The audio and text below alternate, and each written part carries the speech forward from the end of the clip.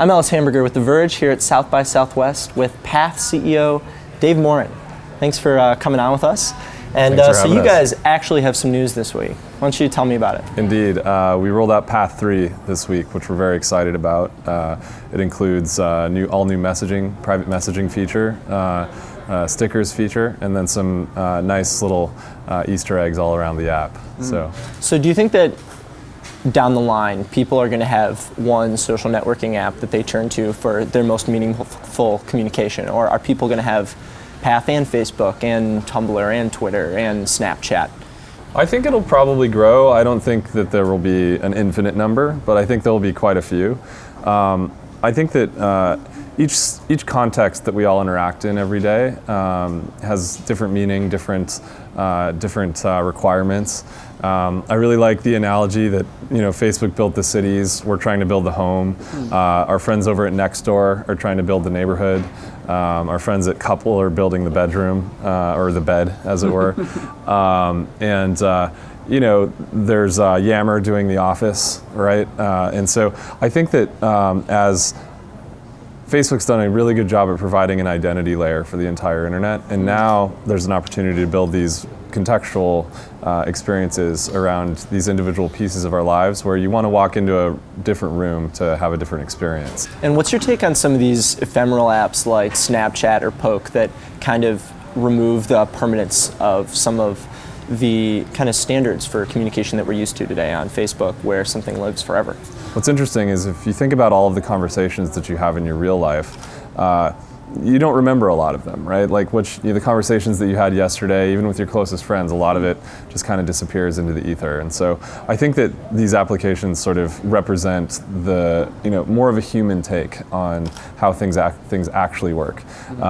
Just because you can store all of the data doesn't mean you should, right? And so I actually think, on a more philosophical note, one of the interesting things to think about is we've spent the last 10 years or so on the internet figuring out how to store as much data as possible.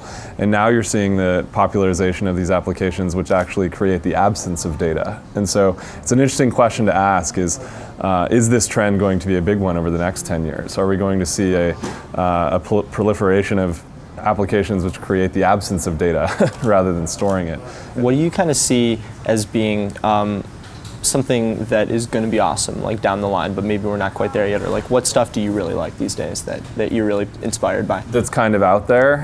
I'm pretty inspired by 3D printing. I think that I think it represents something much further off than what we're seeing with it today. You look at it today, and it prints some little pieces of plastic, right? But my sense that the killer app for 3D printing is probably food.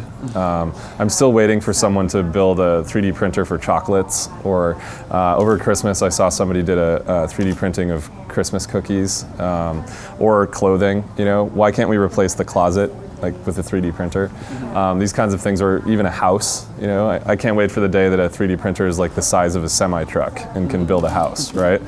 So I think there's some really interesting and disruptive ideas in that realm. And I think more than anything, it represents the idea that manufacturing no longer needs to be centralized. It doesn't need to be in a factory. You can sort of push it out and have it in everybody's homes. When you look at how people are using Path today versus, let's say, at South by a year or two ago, how has that changed?